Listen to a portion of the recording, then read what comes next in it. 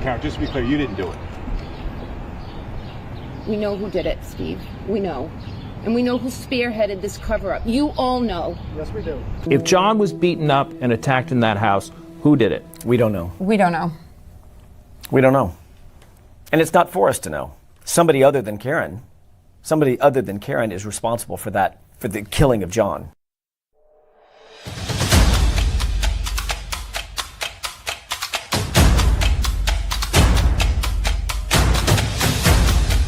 You are listening to the Roberta Glass True Crime Report, putting the true back in true crime.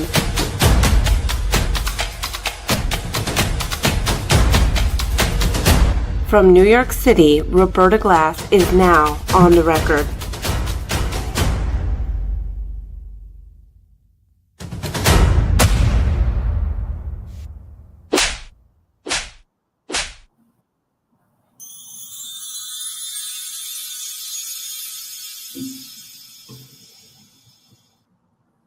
Okay, how is everybody?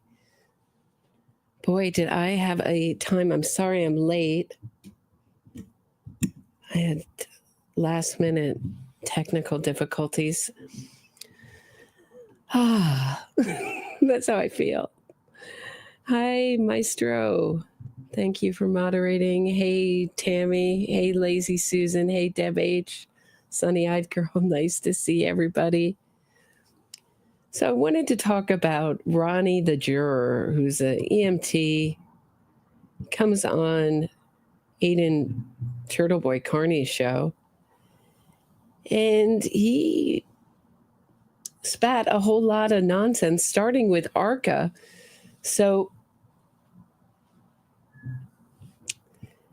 that some of the jurors felt that ARCA was actually paid for by the defense. They actually didn't believe the defense attorneys when they said they weren't paid, or the testimony of ARCA.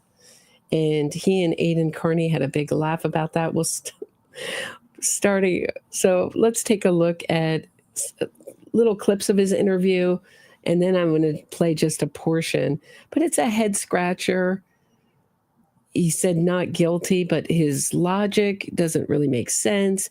He says he wanted a lawyer in the room, or that's not how our justice system works. He's like, well, we're not sure how we're supposed to interpret the law. You're not supposed to interpret the law. You're supposed to evaluate the evidence.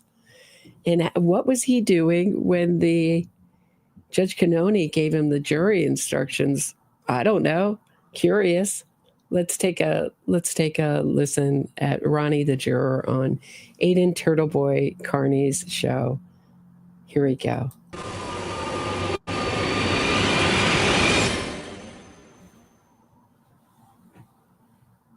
It seemed like, and everybody, all the witnesses were suggesting that he was never inside the house. And as a direct result, the assumption, or if you connected the dots based on the evidence that was provided to us, it seemed like there was some sort of collision with the car, and therefore there was damages to the vehicle. Right. So you think he's making sense, and then he'll go back. He's been groomed by Aidan Kearney, clearly. But I think that he may have, right, that voice, Wicket. I know the voice is hard to take. So you think he's making sense in one moment, and then it switches very quickly till he's not making sense. So here he clearly says there was a collision between a vehicle collision. I assume he means between Karen Reed's SUV and John O'Keefe, that she clipped him with her SUV. But then he'll go back and say that the damage to the car wasn't consistent. So whether or not that they accepted these ARCA experts, this is why you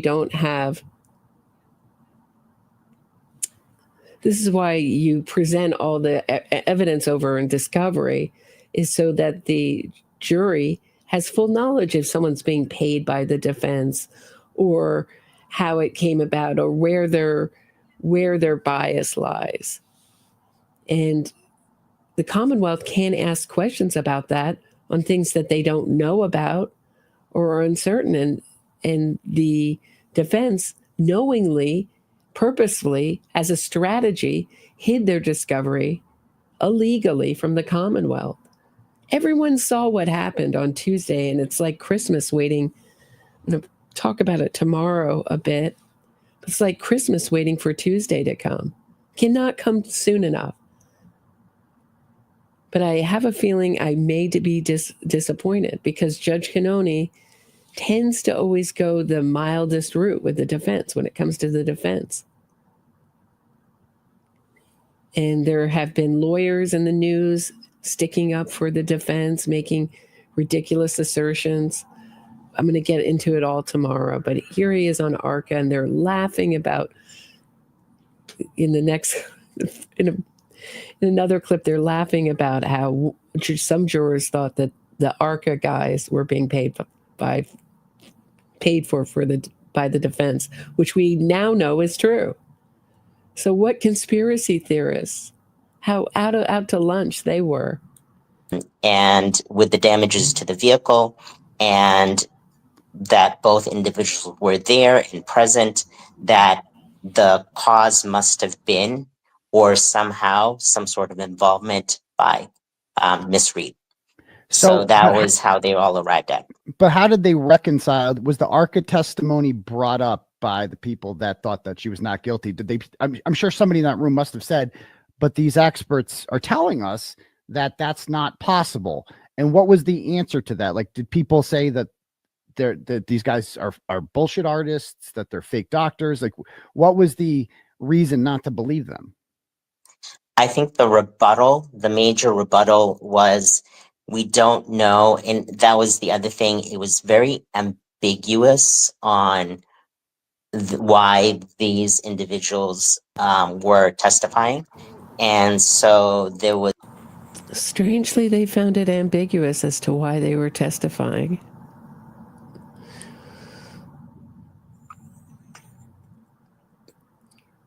I thought, I can't believe that they found it ambiguous. It was the way it was presented. And I went over this last time by Alan Jackson was, you've never met me. You've never seen me. The Commonwealth could have hired you. You were hired by a totally independent, meaning the Department of Justice agency, a totally different agency. And the Commonwealth could have used your findings, and we're certainly, and it goes without saying, here's Alan Jackson, but you're not getting paid by us. Turns out that, and Daniel Wolf, who was testifying for ARCA, answered, no, you're not paying us. Lo and behold, there comes a last hearing. Hank Brennan pulls out a $23,925 bill. So maybe they hadn't paid the bill up to then, but it's clear that what they were telling the court is that we haven't gotten paid and we're not getting paid. But I mean, maybe Alan Jackson can split hairs with that one and do a Bill Clinton, what does the word is mean type of defense. Was a question in the group on their essential integrity, in terms of were they there as a direct result of somebody else trying to steer us in a different direction and confuse the jury. So it wasn't sure if it was insurance. It wasn't sure if it was, whether the Reeds were doing it, somebody else was doing it, or yourself was doing it to bring. The Reeds were doing it. They're laughing. The Reeds were essentially the Reed family got that federal investigation going. So essentially they did basically were testifying on behalf of the Reed family in some way. This group to try to testify so that it would sway the jury in one direction or the other. And that, I think that was one of the things that was, again, unfortunate, because I guess it cannot be said or didn't want to be revealed to us on what were the circumstances of why those individuals were testifying, other than they were testifying for the defense. Well, luckily, there were two experts provided by the federal government from a company called ARCA that testified, two doctors, and they were the last two witnesses to go. And in order to, they both testified that, according to the physics, the science and the physics, the injuries to John O'Keefe are not consistent with being hit by a car, and the damage to the vehicle is not consistent with hitting a pedestrian. And so those guys are, doctors, PhDs, they do this for a living, etc. And in order to find Karen Read guilty of manslaughter, you have to listen to the ARCA experts and say, I don't believe them. So how did Right. How dare you not believe someone with a PhD? Anyone, according to Aidan Kearney, anyone who testifies with a PhD, we should believe. Just appeal to authority, a logical fallacy. Just believe them. And how dare those skeptical jurors think that someone was paying them, other than that the defense was paying them, that they were hired guns for the defense. Those conspiracy theorist jurors, don't trust them. They happen to be right on the money. Jurors reached the conclusion that those guys didn't know what they were talking about? It was as a direct result of Karen was there at that time, and John was there at the time, and it was believed that John died there, therefore, right, at that location, and therefore it seemed like, and everybody, all the witnesses were suggesting that he was never inside the house. And as a direct result, the assumption, or if you connected the dots based on the evidence that was provided to us, it seemed like there was some sort of collision with the car, and therefore there was damages to the vehicle. Okay, so that sounds all great until we get into the victim blaming. Jury in one direction versus the other.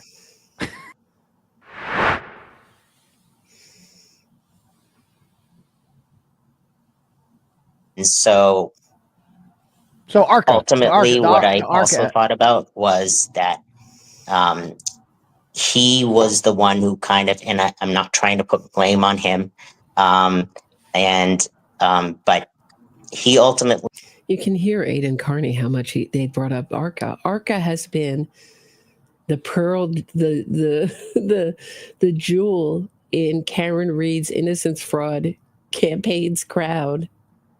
And now that it's been, I think the Free Karen Reader is going to be the last one to know, but we all know that it's been destroyed. The illusion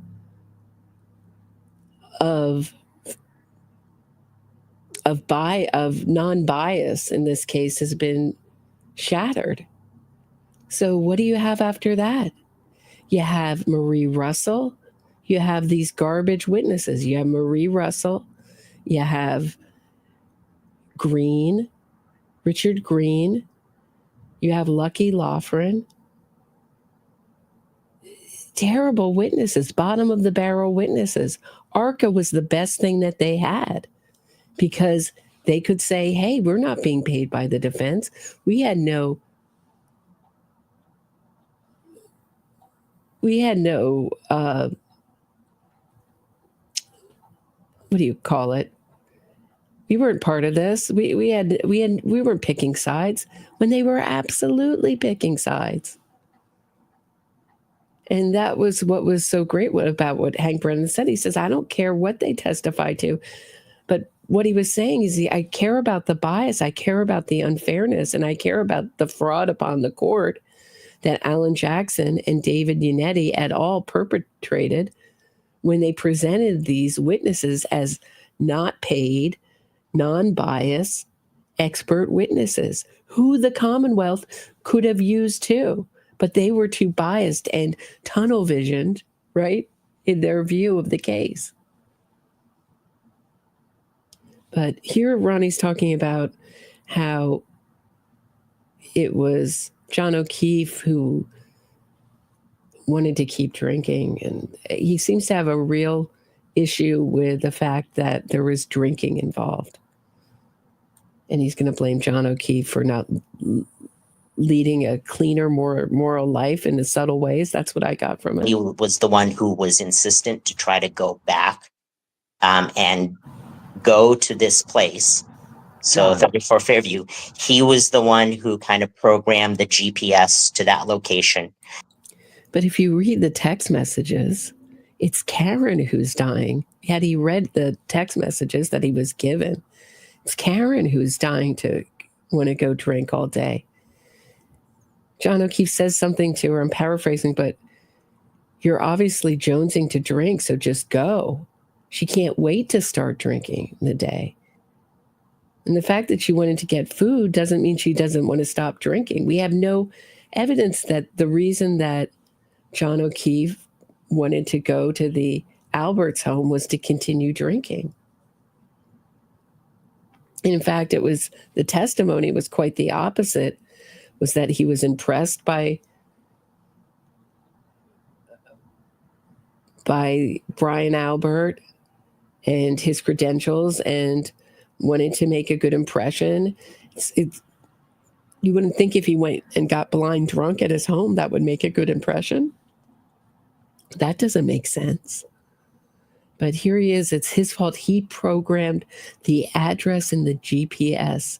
So therefore, he should take it easy on Karen Reed and ignore the evidence against her. I don't get it.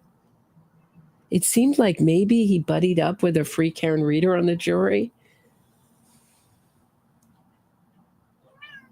and just got his mind. His mind is very disorganized and convoluted, and it's really hard to follow him from one thought pattern to the next. And she was the one who was asking to just go and have something to eat. Granted, it was a pizza place. Right. It could have been a pizza place with beer. She's the one who took her mixed drink out of the bar that night. John was holding it, but it was Karen's drink. She wanted to continue drinking so much she kept her drink with her, took it on the road. And he assigns that drink to John O'Keefe because he was carrying it out of the car. He could have thought Karen was following behind him, thought she was getting out, and instead she reversed into him. That was closed. She wasn't really looking to go drinking anymore. At least it seemed like it. He was, and continued to party.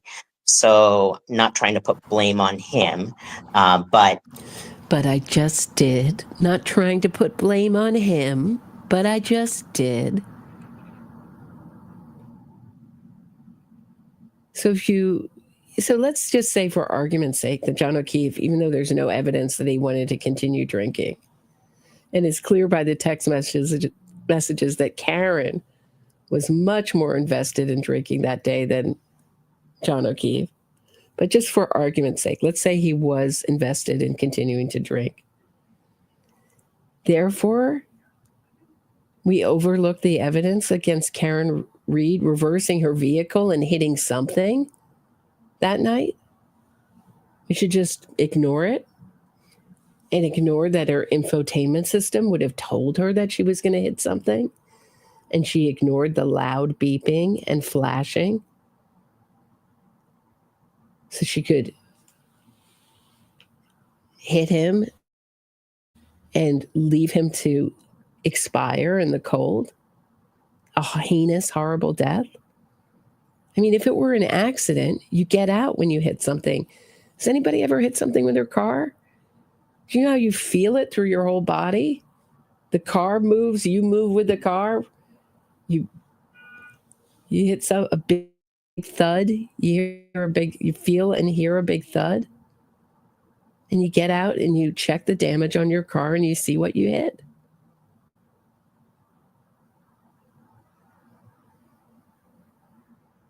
Especially when it's your boyfriend of 2 years. And you know he's outside the car. It doesn't seem like she is at fault of whatever ultimately came about at 34 Fairview. Because she just wanted to go home and eat food. That's what it seems like. Yeah, that's what it seems like. Yeah, if you want to go home and eat food.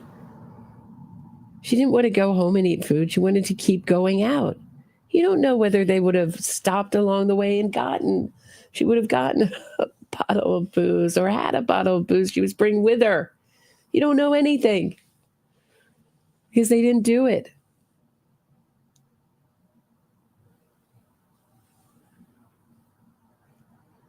He put it in the GPS, but she drove there. Drunk. Never mind. He seems to have a real problem with this drinking thing. You'll hear more about it. Right. Okay. All right. So to not guilty, I think from not guilty to guilty. Not guilty to guilty. I think ultimately, again, some of us broke down because it was very clear. They clearly displayed that. So I don't know. So this is I'm split of two minds. Either he befriended a free Karen reader who was already on the jury, because Innocence Fraud Watch wrote a really good blog that I'll visit in a second about Ronnie the juror. But either he befriended a free Karen reader on the jury and he went from guilty to non-guilty, or he voted guilty and now is, because this is his moment of fame, is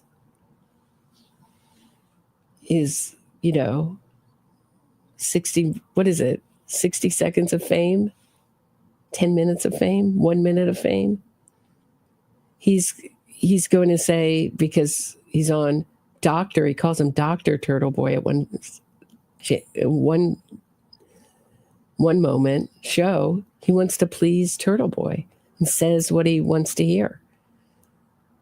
Because other people have suggested he's in love with him. I don't know. It's really hard to follow his logic. Both individuals were under the influence of alcohol at the time, and therefore should not have been operating a vehicle.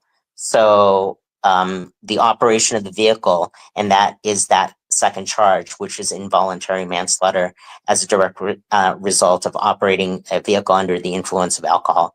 So that is what a lot of people kind of swayed on, that yes, they shouldn't have been operating the vehicle, and it's not murder too, but could it be that she operated the vehicle negligently and therefore led to involuntary manslaughter? So that's where there could be a sway. So it was the fact that she was. So here's Ronnie as saying that it sounds like he was not following Judge Cannoni's orders.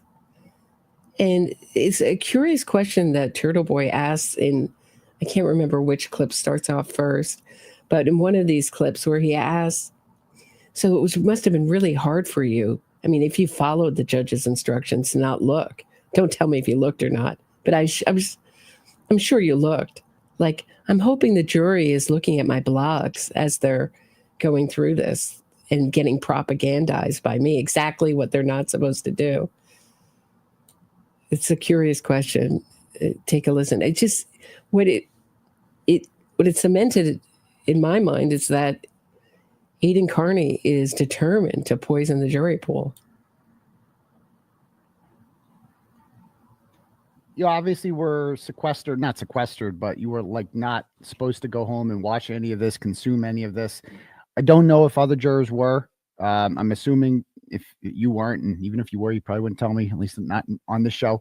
So assuming that that everybody actually followed, that order, they didn't read up about this case, et cetera, while this was going on. Do you think that, I mean, is it even possible for a case? Like, how do you guys do that? Like, how do you go home every day and not turn the TV on and not have bias when it comes to this story during this trial? So it was very interesting because we tried, or it was one of those things where you do what you're asked. And So he started out saying we tried. So tried means that you tried and you could have failed. We tried really hard, but we didn't quite do it.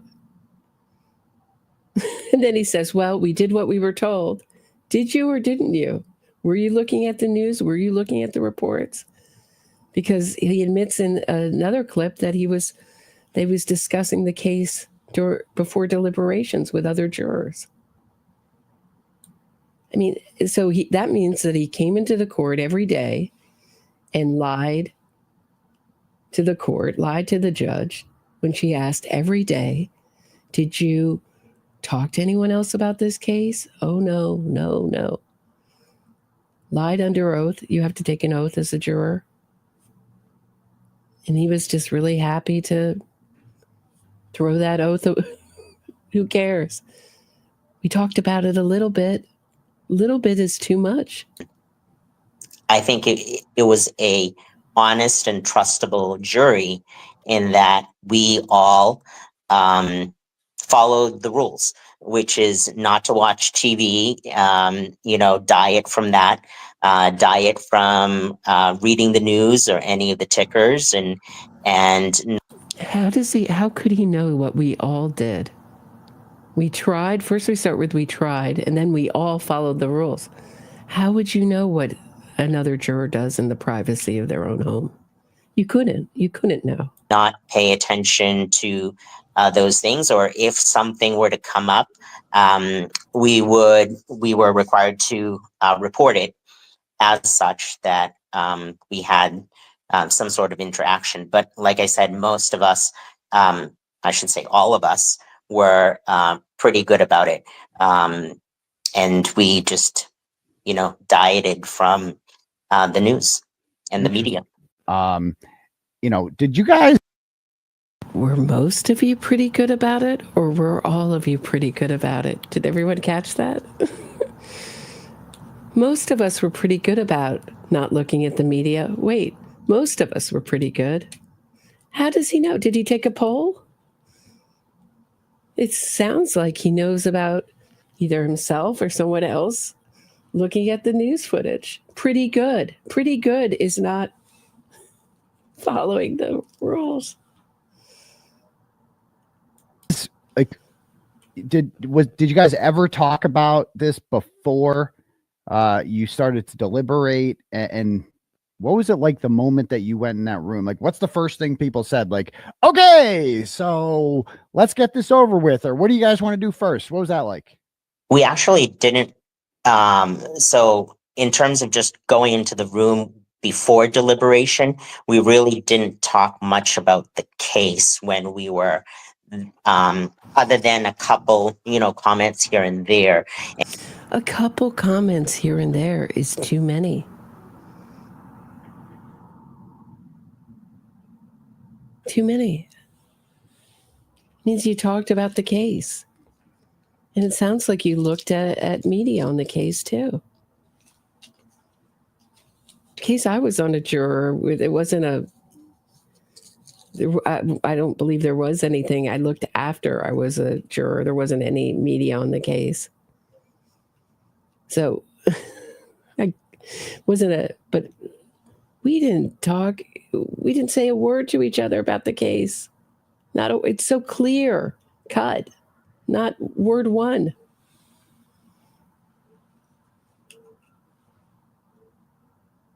And even when we were, when we were together, we were not really deliberating or talking a lot about the case. But we did definitely talk about the case during the deliberation process. And we tried to figure out where to start. Ultimately, what made me sway back to reasonable doubt was, yes, she was there and he was there at the same time frame. However, the injury that ultimately causes death was inconsistent with the physics.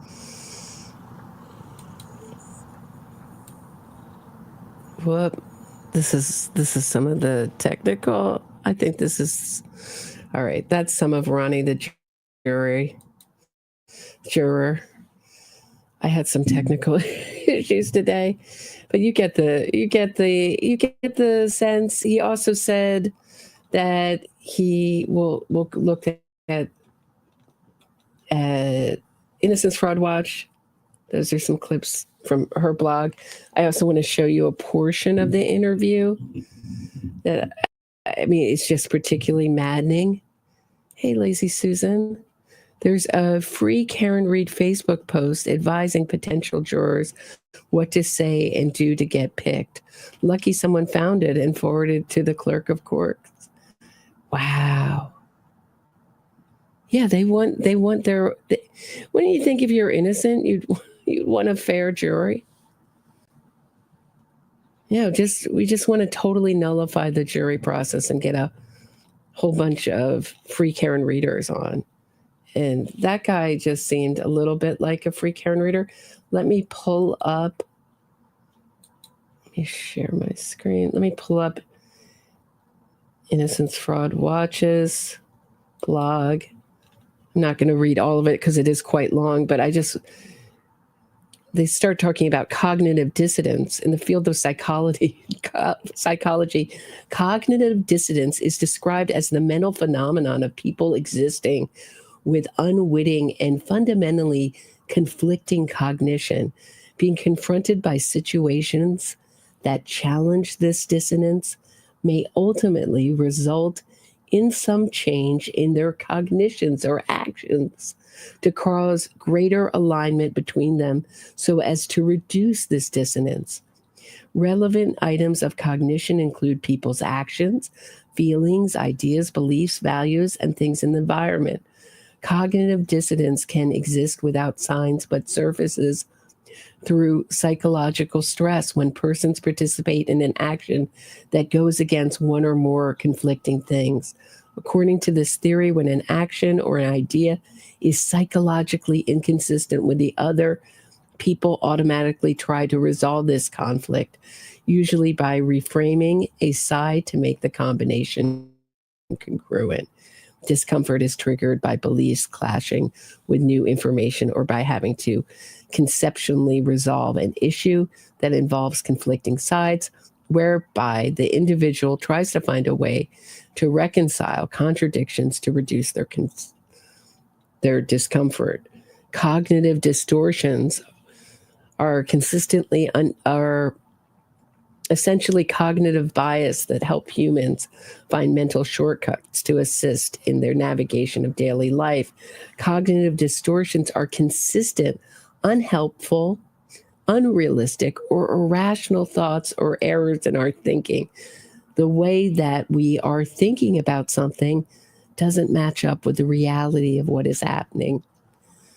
Under the subheader of types of cognitive distortions, mental filtering.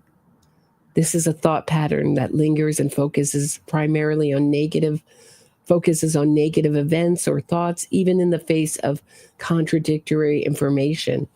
Emotional reasoning. A person with emotional reasoning will allow their emotions to dictate what they believe as truth without paying attention to the facts in front of them. All or nothing thinking. This involves viewing everything as black and white or either or, so that if you are under the wrong impression that John O'Keefe wanted to continue drinking, then he was maybe all bad. And Karen Reed, because she wanted to stop drinking, was all good. There's an example. Ronnie was a deliberating juror during Karen Reed's first trial for her murder of Boston police officer John O'Keefe. On February 16, 2025, Aidan Kearney had Ronnie on his YouTube live video headed Karen Reed Trial Juror exclusive live interview. Ronnie appeared to display signs of cognitive dissonance and cognitive distortions, As a result, for much of the time, Ronnie appeared to be all over the place with his answers to the questions posed to him. Ronnie often appeared inconsistent, contradictory, irrational, and delusional. So talks about his victim blaming. Right, here are some of the text messages. I'm going to grab a drink in a bit. Why don't you meet me at the hillside? These are Karen Reed's text messages to John. Did Ronnie also dismiss John O'Keefe's 3:39 p.m. text message to Karen Reed, in which John stated, "You're like Jones into drink, so go." And you never forget that when you go through their text messages. Never forget that text message. And here he is talking about discussing the case and not understanding Judge Cannoni's orders on ARCA and basically laughing at ARCA. Here, this is curious. I thought this was a good catch by Innocence Fraud Watch. Ronnie lied about knowing Aidan Turtleboy Kearney. So I thought that Aidan made up. I thought it was so preposterous, this interview, that Aidan made it up, but apparently not. Aidan Kearney, in his Canton cover-up part 397, asked Ronnie the following question about himself. Did you know who I was? Ronnie stated, we did know because there was someone in the jury who knew about you, and we talked about it a little bit. So there's the turtle rider on the jury. There was information being told to us by family members about what was going on with the media, for lack of better terms. Someone on the jury was telling us that you were in the courtroom and that there were people who were talking about different angles.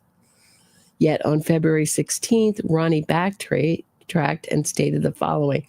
Okay, just bear with me. Please ask the juror if they ever followed Turtleboy, Olivia Lambeau, or Joe Flipperhead. Do you follow any of those accounts on Twitter? Did you follow Turtleboy before any of this? You probably know who I was. Sorry, first time to learn about any of those, and in fact, first time I learned about Dr. Turtleboy was when I got contacted. So, well, thank you for respecting my pronouns. Right. So there. I'm gonna just put it. Why and what did Ronnie? So Ronnie didn't buy. Welcome to the Tudor Dixon podcast. Well, I have to tell you, when Ronnie didn't buy the motive laid out by the Commonwealth, and neither do I, that Karen Reed was so jealous.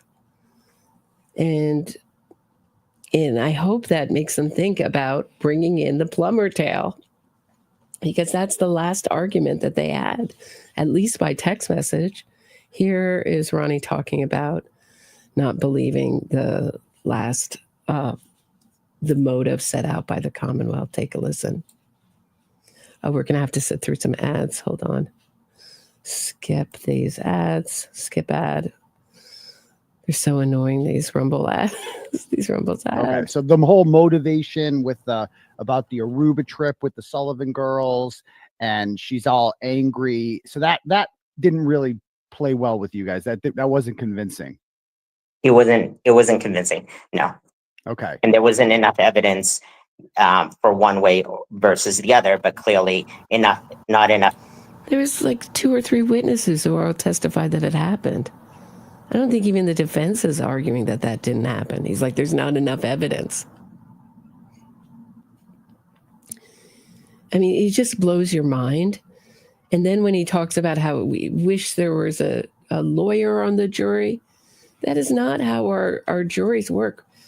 I mean, in Italy, they have judges who decide, and sometimes you can have a bench trial. Sometimes in America, judges will decide if that's the route a defendant wants to go, to have a bench trial. But in general, your fate is decided by a jury of the peers. They are the fact finders.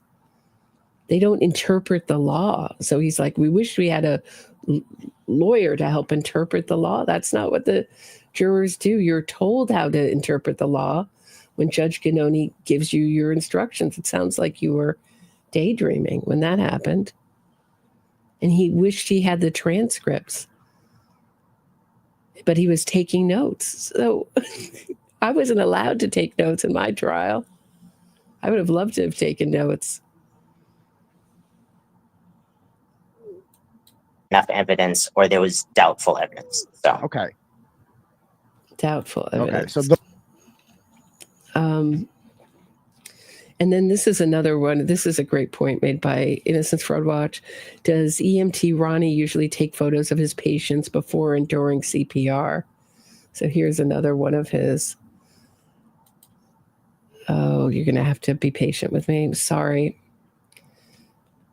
I had a lot of these put together in that video, but it... Yeah, I mean, it was very interesting because there were no pictures of what the body looked like at the time, right? So nobody took pictures of what the body looked like. This is an EMT. The body. How insensitive can you get? Isn't that wasn't he the patient's body?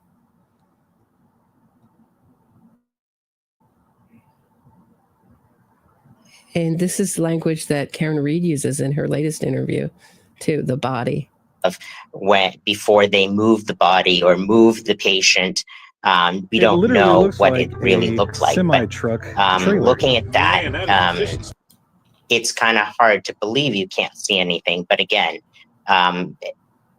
it's hard to say that you couldn't see it, and it's also hard to say that you could. I mean, it's all speculation in that respect. But it'd be hard, somebody who's that large, to not be able to see something there. Well, Julie Nagel did see something.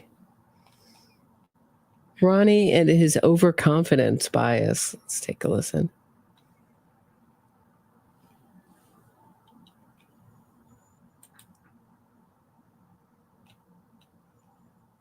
So what was the biggest thing that caused you to believe in her innocence, or that there was reasonable doubt? Ultimately, what made me sway back to reasonable doubt was, yes, she was there and he was there at the same time frame. However, the injury that ultimately causes death was inconsistent with the physics of the damage to the car.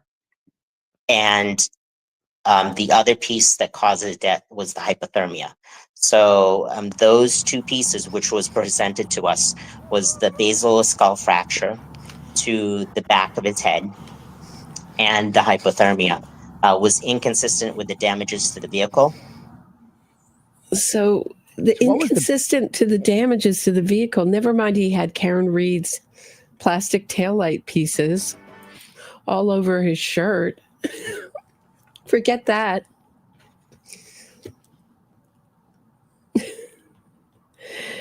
At one time he says over Archer evidence, something like that.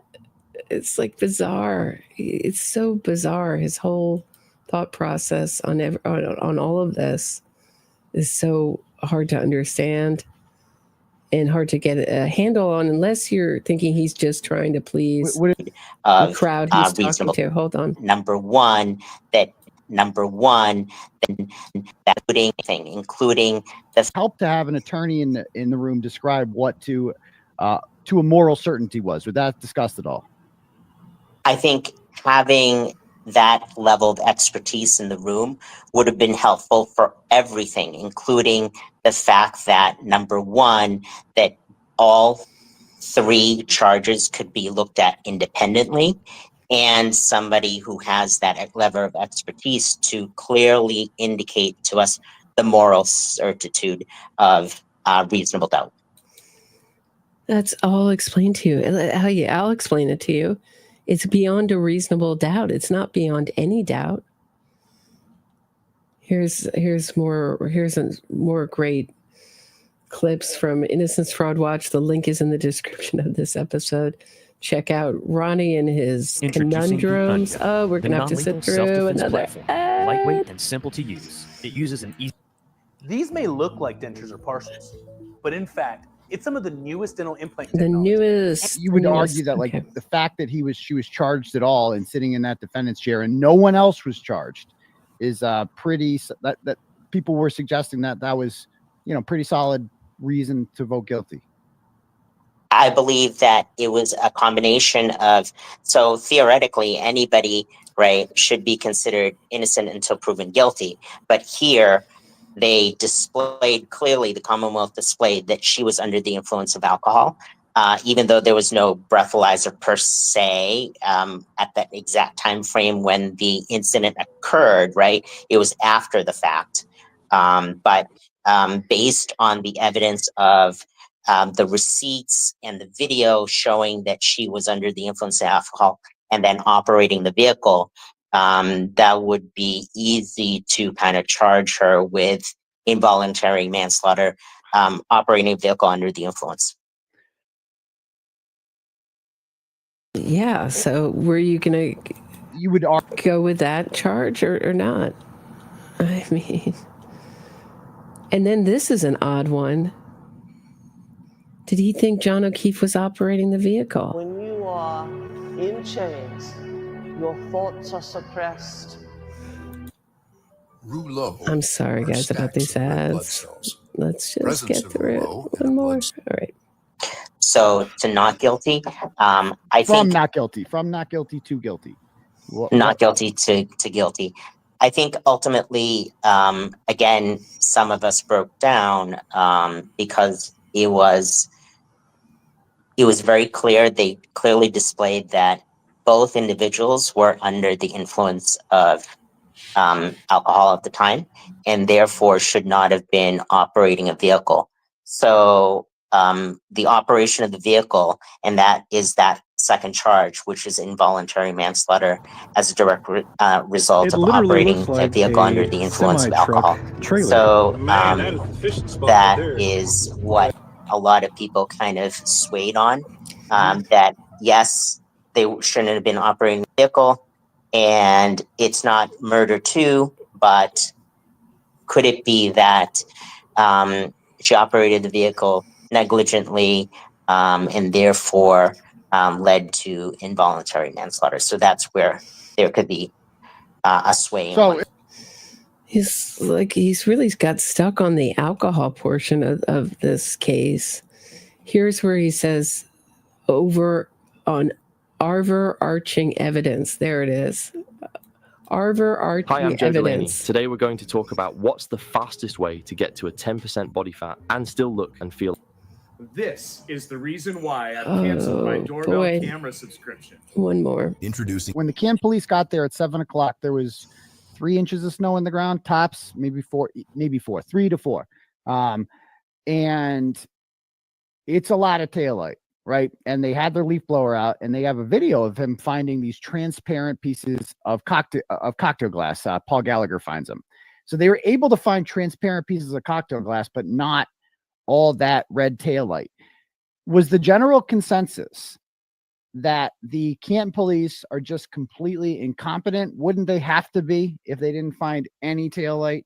Was that the consensus? I don't think that was the consensus. I think the consensus was just, again, they looked at all of the overarching evidence, not just that one little piece. So individuals looked at everything and said, nope, that's not enough to say that created reasonable doubt. All right. When the Canton police got there. That's where I'm going to leave it with Innocence Fraud Watch's blog, but I think it's in the description. Yeah, actually, one more. Actually, I really want to play this one. I mean, does he understand that a jury does not interpret the law? Bluetooth So have he talked stronger about and longer we wanted a lawyer on the regret it. If you're currently paying for a on the jury subscription to a doorbell help camera, us interpret stop the now. law. We This wanted revolutionary, the transcripts. affordable. You're not professional jurors. That's the way one of the jurors put it. Is like, I'm not a professional juror. It's my first time doing a murder trial. I don't know how to. There's no such thing as a professional juror. It's not a profession. This works.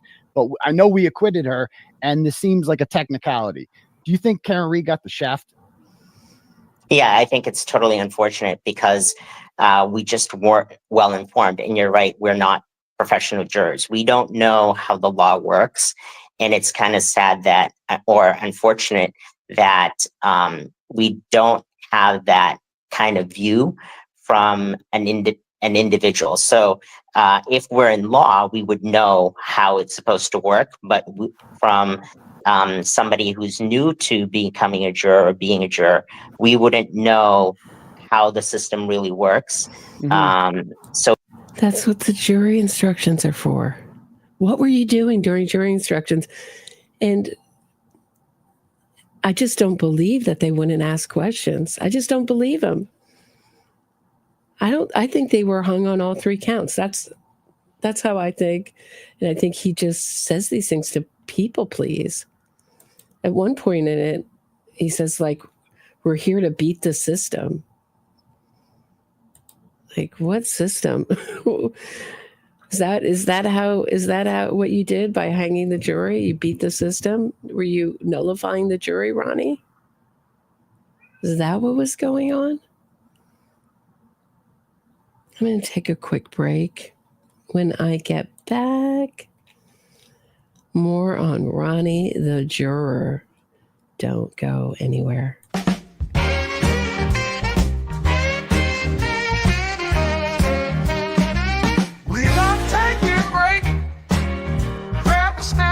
A glass of wine. Roberta will be back in no time. This podcast is listener supported, so smash that like button and subscribe, or become a patron for exclusive content if you are so inclined. Have something to say? Shoot Roberta a super chat. She will do her best to read it on air without delay. Now Roberta's back and ready to put the true back in true crime. Here's Roberta.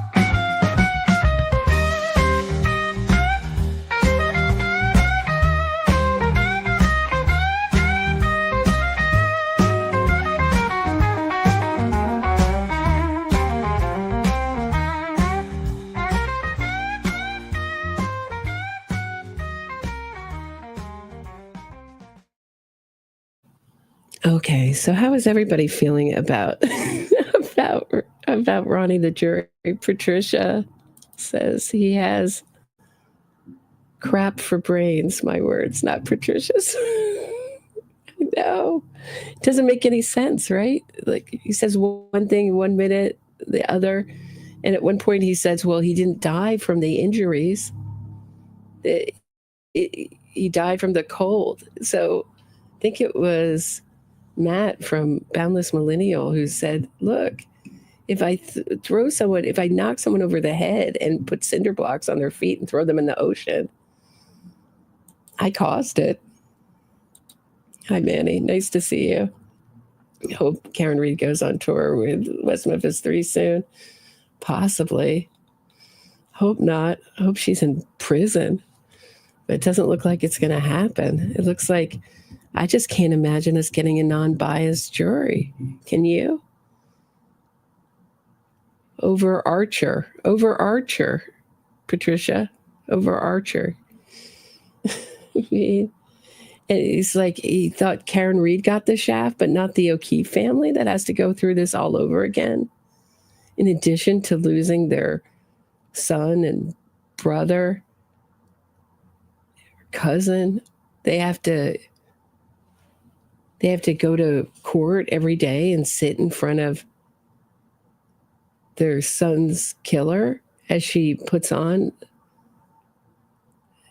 a fraudulent defense with her fraud lying lawyers. I mean, they're getting the shaft, not Karen Reed. Karen Reed's getting rich from this. I hope you're right, Brooke. Brooke says, I believe in Hank Brennan. He'll get justice for Mrs. O'Keefe. I hope so. I'm curious. I think my prediction is for Tuesday, just the way things are going, I think that Alan Jackson's would get kicked off the case. He's going to get kicked off the case. And possibly Unetti. And then we're going to have a delay because Karen Reed's got to find new lawyers, even though she already has a bunch, already has 2 other lawyers, but they're not driving her defense the way Alan Jackson and David Unetti are. So I think we're going to have a delay. I don't think we're going to start on April 1st. I think it could be as long as another year. Thanks to the fraud upon the court performed by her own lawyers. But we'll see. We'll see. It may be less than that. But I really think Alan Jackson should not be able to practice law ever again. I mean, I don't know how you can twist that and say anywhere. I think that should be the end of his law license, in my opinion. You don't lie to a jury. You don't lie to the court. You don't play games to hide discovery. Remember, they had 3 witnesses that they said that they could not hand over discovery for in that trial. And so don't tell me that wasn't a strategy. So lots of great memes and stuff going around about ARCA. All that I'll get into tomorrow. It's going to be a fun show tomorrow. But finishing up on Ronnie, sounds like he's helium inhaling. Sounds like, right? Juror. My feeling is either he befriended a free Karen reader on the jury, or the other option is that he was part of the not guilty crew. I mean, the guilty crew. And he's now walking back on that because he wants Aidan Turtleboy Kearney to like him. That's what I think. Manny says, thanks, Manny.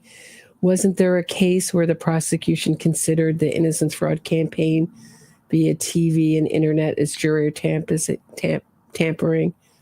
2020? No, never. I've never seen a Innocence Fraud campaign like this before a trial. I've seen there have been cases that have been overturned because of the pretrial publicity. Like Dr. Shepard's case was, who killed his wife, in my opinion. That was overturned. But they never get punished. They go on, they lie, cheat, and steal. I'm going to quote defense lawyer David McKenzie. They lie, cheat, and steal, and there's no repercussions for them. Watching Roberta, please review the ID trailer. Can I review the ID trailer? I'm not sure I can. The look, I used some of it in the new opening. The Karen Reed, look at me, I'm gorgeous, A-list celeb at some point. It's comedy. Yeah, she flicks her hair. What boy? But they show her, I used it in the opening of her getting, being slammed into they slam the door in the jail door, and she's in the jail cell, and she's crying because she's been caught, and her public mask has slipped, and she's been exposed, and she's been caught, so she's crying. I mean, hardly, it doesn't make her look too innocent, but I'm sure all the free Karen readers would say is, well, what would you do if you were an innocent person and you were in jail for the first time? You would cry too. But to my eye, it looks like a guilty person saying that they've been caught. Yeah, I'm just not sure that I can on YouTube, but go through that. But has anyone else shown it? Sometimes even with those trailers, sometimes they really crack down on you for copyright violation. ID Discovery. And ID Discovery, speaking of, is the same outfit that did the ridiculous documentary, quote unquote. I mean, it's really more like a mockumentary of the West Memphis Three with Bob Ruff, who's never met a convicted killer. He doesn't think he's innocent. And he's basically floating out the ridiculous theory that the wounds on Stevie Branch, Michael Moore, and Christopher Byers was all caused by turtles. I mean, it's so absurd. So ID Discovery, Netflix are all big into the business. HBO, all big into the business of innocence fraud. And they make a lot of money with these fraudulent documentaries because America loves the story of the wrongfully accused or wrongfully convicted killer. They love it. They can't get enough. It's like crack cocaine to Americans. It really is. Let's get into, I just wanted to show you a little bit, since I broke it all up, I wanted to show you just a key part of this so you can kind of see how the interview went a little bit without being clipped up between Ronnie and Aidan Kearney. Take a listen. So it sounds like what you're saying is that some of the jurors in the room were saying that all of this defense third party culprit thing, a dog biting John, this is all bullshit. This is all a smokescreen, and all these people, they're right, and good for them. Let's get more jurors like that. And they were right. These, this dog bite expert they're bringing in, this is all a distraction from the fact that Karen Reed ran John over. Is that an accurate portrayal of what people were saying in that room? That is correct. Wow. Okay. So in order to believe that Karen Reed killed John O'Keefe, you have to believe that, and that John O'Keefe didn't go inside the house. You have to believe all of the McAlberts who testified. And so am I correct in saying that they found the McAlberts to be convincing witnesses and truth tellers? See, this is where Dr. Turtleboy, or Dr. Turtleboy, I mean, what a thing to gaslight your and brainwash your audience with. Well, I'm a doctor. I'm a doctor in this subject matter. I have a PhD in innocence fraud and Karen Reed case. But what a thing to say, because we know that all people lie. And sometimes people lie on the stand about small things because they're embarrassed. But it doesn't take away, it doesn't mean that they're all going to lie about big things or lie about Karen Reed. As they all testified, they all liked Karen Reed. There's no reason that they'd want to frame her. But it takes, you take a little truth and then you just paint it with a broad stroke, like, well, if they aren't telling 100% of the truth, you can't believe any of their testimony. And that's what the jury is supposed to evaluate, what parts of their testimony they believe, what parts they accept, and what part they don't accept. And another thing he says in this interview is Ronnie says in this interview is that, Ronnie, the juror, is that we were looking for holes in the state's case. That is not what you're supposed to evaluate the evidence. You either accept it or you don't.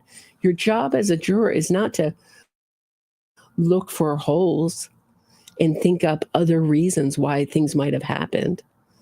Evaluate the evidence. Just look at the evidence and evaluate it. You either accept it or you don't. And that evidence, of course, includes testimony. But he thinks his job is to look for holes in the state case and look for reasons to acquit Karen Reed. Really? Correct. And I will say that that's to some respect, not only to say it's correct, but also to some respect, because there were some individuals who just looked at the facts. Again, the clear fact that Karen was operating a vehicle, and drove the vehicle to that location, 34 Fairview. Fun of the criminal justice system. Whoa. Sorry. That was me. My fault. I'm really sorry. But I just wanted to say before I hit something in the middle that threw us back to the beginning of the video is that it's Karen Reed. You know Karen Reed is there driving the vehicle. You know Karen Reed had damage to her vehicle done. You have to evaluate whether you think that love tap could have caused the damage, but you know that even before she did that damage, you know that her pieces of taillight are in John O'Keefe's shirt. So that leads you to think that she didn't do that damage and that no pieces of taillight were left in the driveway of John O'Keefe's home. You know that she couldn't have done it with that love tap. So she must have done it since the pieces of taillight are embedded in John O'Keefe's shirt. That it's Karen Reed's car. I mean, how could you not put the pieces together? Who are these Karen Reed apologists on the jury? That's my question. And what did people say to that? I mean, did some people believe at least that they weren't being honest? I think the individuals who believe that she was not guilty was because of the mere fact that it was not adding up. So the injuries to John O'Keefe ultimately did not add up to the damage to the vehicle. Mm-hmm. And what ultimately... Right, you can't... I mean, I hope that Hank Brennan shows what Boundless Millennial has shown on his channel, which is how the arm injuries perfectly match the grating in her taillight. I mean, you can see, you can match them up exactly. What do you think your car looks like when you clip someone going 24 miles an hour in reverse? What did he think it should look like? Injured him was, or led to his death, was a injury to his head, which was not very clear that type of damage could have occurred on the vehicle, and there was no damages on the vehicle that would indicate that kind of situation. So for those who were skeptical, that's what they were looking at. Yeah, the Commonwealth alleges that that his arm, I still can't believe they said this theory, that the arm was out and that the arm is what caused the taillight basically acted as a knife and just sliced his arm up and then caused him to spin and then land 30 feet on the grass.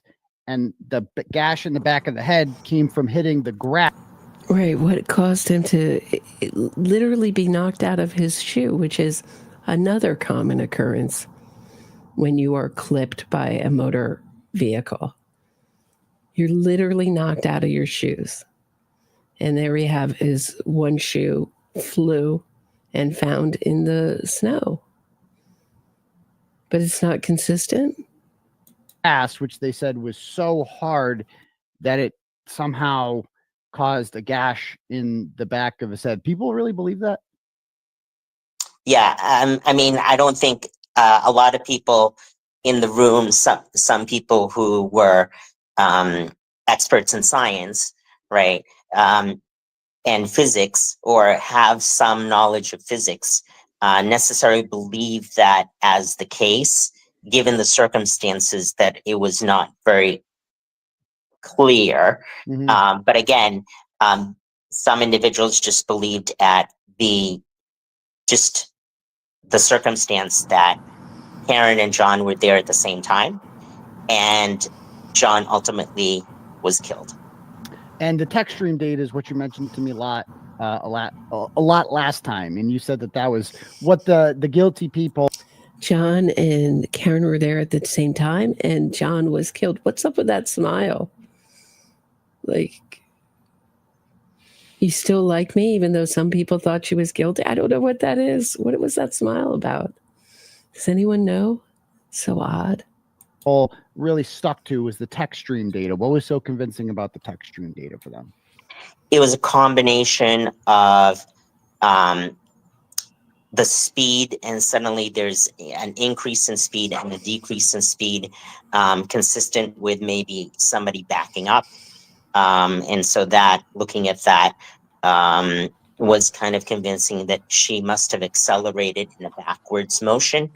And then even though that 24 miles an hour in reverse 62 feet thing, there was no time associated with that. It was measured in what's called key cycles, and they couldn't explain, like, at least they didn't say for sure, like, this happened at 12:32. For all we know, that event could have happened at another time or another place, because they didn't give us a time. But people were pretty convinced, just based on that alone, that that's proof positive that it happened at that exact same time.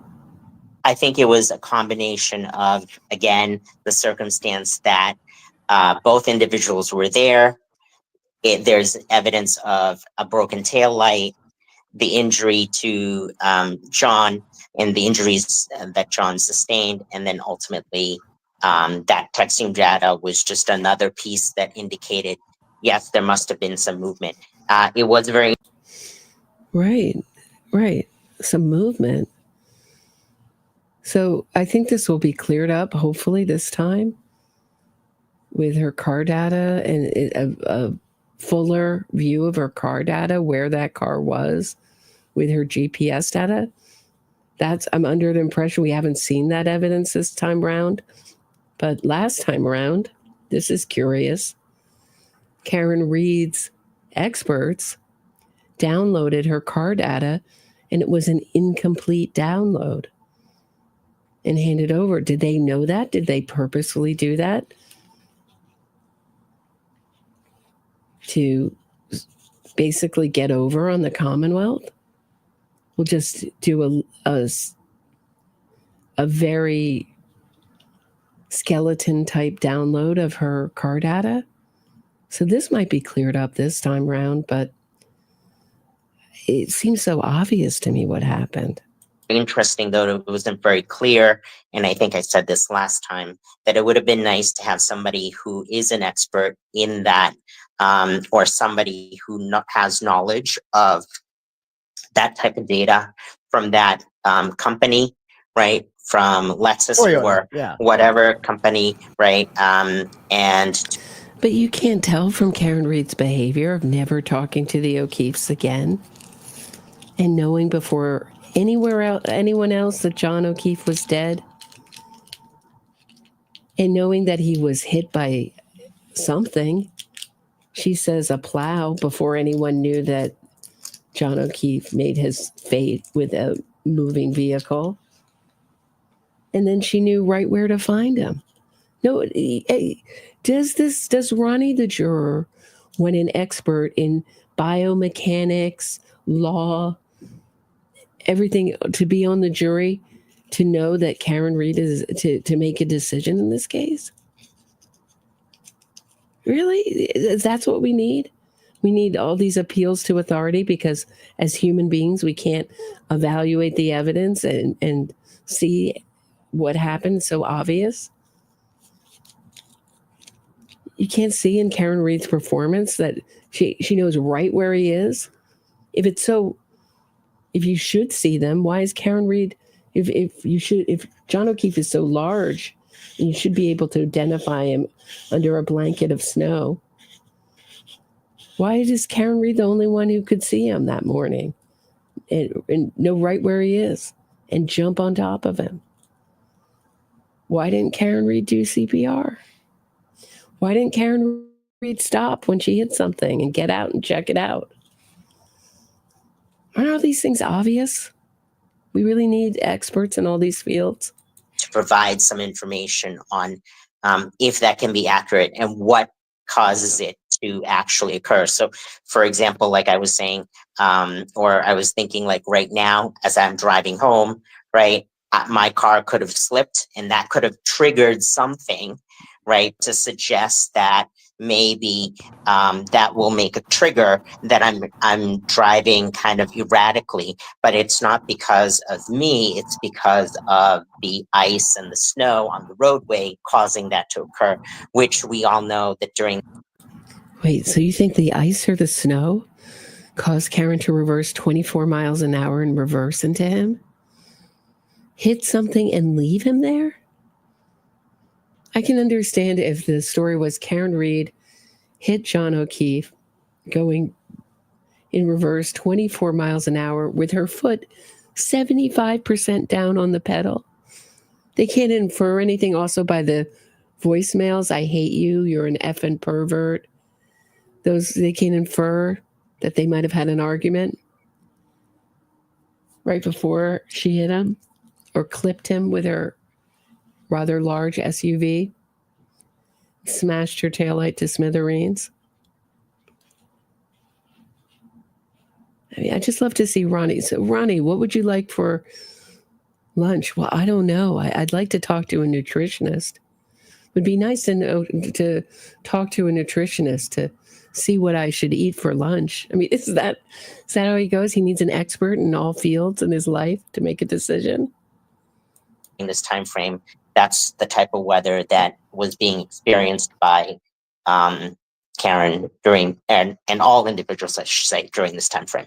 So if the defense had an expert from Toyota or whatever that could explain, like, is there anything that could make it look like you went a certain velocity and you really didn't? Maybe your tires were spinning, maybe the RPMs were up. That would have been a good witness for them to call. I think that would have been helpful. That was definitely would be a helpful piece. Okay. Let's talk about reasonable doubt. Going back and listening to it all, you know, the defense gave you this story. It's like Turtleboy is trying to re-litigate the case to this juror and convince him and acquit Karen Reed on all charges by the end of this interview, isn't it? About what they think happened, how John O'Keefe went in the house, he was beaten up, and he was left outside to die on the lawn, and then Karen Reed was framed there after the fact. All right. And what I didn't hear much from the defense in their closing arguments was about what reasonable doubt was. Did you guys discuss what reasonable doubt was in the jury room? Was that made clear what that was? Because some of the things that you're saying right now is reasonable doubt. Even the arguments that Karen Reed, from the people that believe Karen Reed is guilty, they're making arguments for reasonable doubt. Did you guys understand what reasonable doubt was? I believe we did, and that's where... Really? Because I'm not making an argument for reasonable doubt. I'm making an argument for Karen Reed's unambiguous guilt. What do you mean we're making arguments for reasonable doubt? He's like, it means if you have any doubt, if you don't know how everything happened and you don't have an expert to assure you that's how it happened, you got to acquit. It's beyond any doubt that you have at all. If you doubt that the witnesses are lying even about the slightest, smallest thing, just ignore all their testimony. It's absurd. Where we kind of essentially got stuck is because I think that's why it ended up as a hung jury. It's because we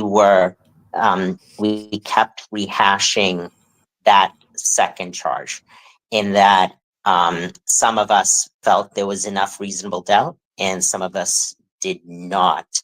And not that we're trying to coerce anybody or try to convince anybody to vote one way versus the other. But did they understand what reasonable doubt was? Really, Dean? Are you finding Turtleboy? Are you guys finding this boring? Are you guys finding this boring? All right. I had like 2 minutes more to go. I'll cut it short if you guys are finding this boring. I just wanted you to get a sense of the flow of it. When I cut it up, it's just hard to get. I mean, he really is all over the place. 1 minute he's saying she was there, he was there, her car had damage. He had her tail pieces in his shirt. Her tail light is damaged. End of story. I mean, at some points he sounds like he's making an argument for her guilt on all counts. Other times he wants an expert to explain it to him. All right. I think that's, let me look at my notes, what's coming up in this clip. Oh yeah, I think this is a good place to stop then.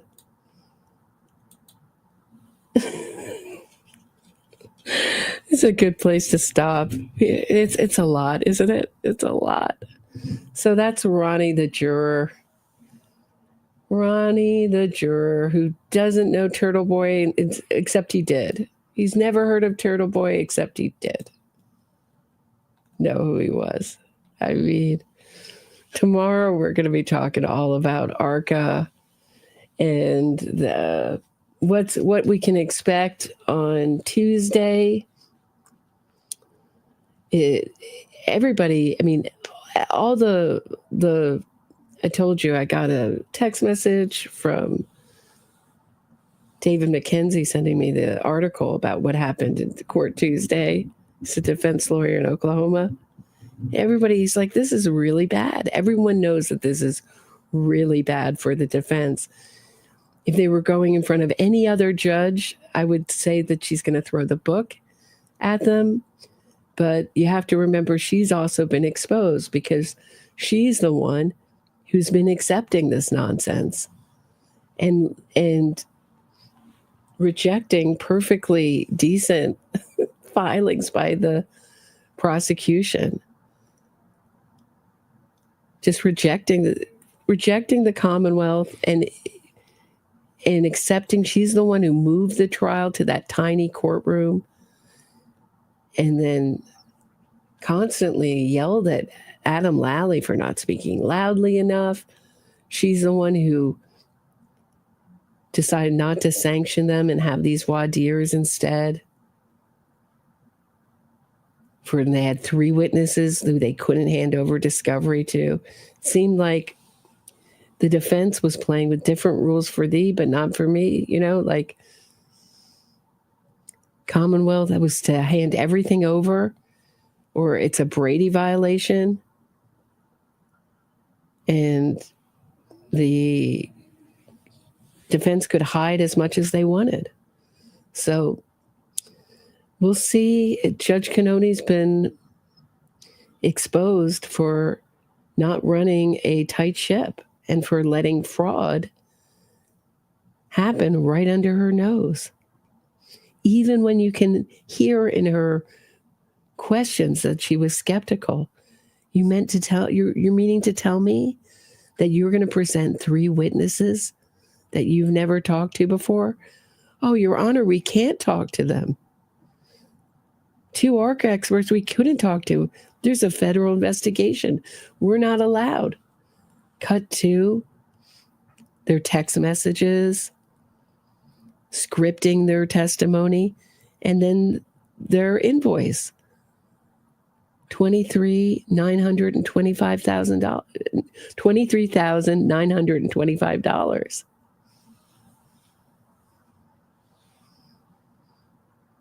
I mean, have you ever seen a fraud like this exposed in a public trial like this?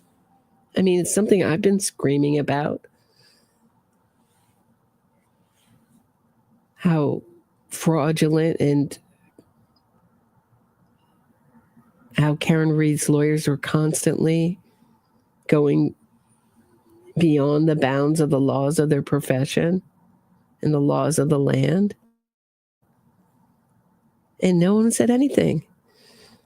When they handed in filings that cited Turtleboy as a journalist, and it's been reported as, to make real the things that Karen Reed just thought up in her head, Judge Cannoni accepted it. So it's not just Alan Jackson who's been exposed and David Yannetti. It's Judge Cannoni too. As a judge, it's your job to make sure things like this don't happen in your court. And by letting them happen and rubber stamping the defense's fraudulent requests, I mean, are we meant to believe that no one's had a fair trial in that big courtroom?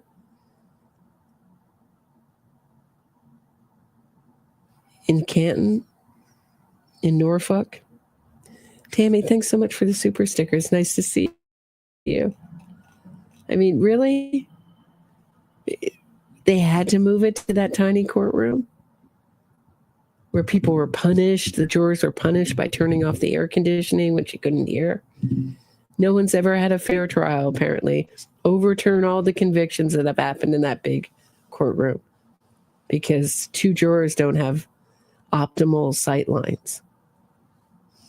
It's just all ridiculous. So that's what I have for today. I'll be back tomorrow at 6 p.m. Eastern. Have a great night, everybody. Thanks for listening.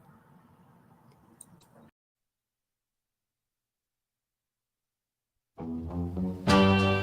hit my boyfriend with my car. It wasn't an accident, but with lying lawyers I'll go far. Lying lawyers and witness harassment, I'll avoid prison. It was snowing. I pushed the pedal down, hit him hard. Now the legal system a clown. Innocence fraud campaign to save my skin. Making money, truth is my second victim. Carry, Jen, like John, you were my mom. My innocence fraud campaign is my biggest hit yet. I hit my boyfriend with my car. It wasn't an accident, but with lying lawyers I'll go far. Lying lawyers and witness harassment, I'll avoid prison. It was snowing. I pushed the pedal down, hit him hard. Now the legal system a clown. Innocence fraud campaign to save my skin. Making money, truth is my second victim. Carry, Jen, like John, you were my mark. My innocence fraud campaign is my biggest hit yet.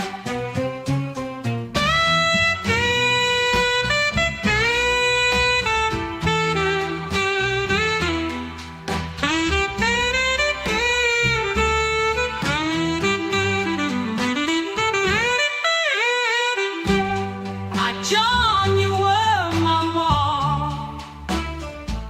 My innocence fraud campaign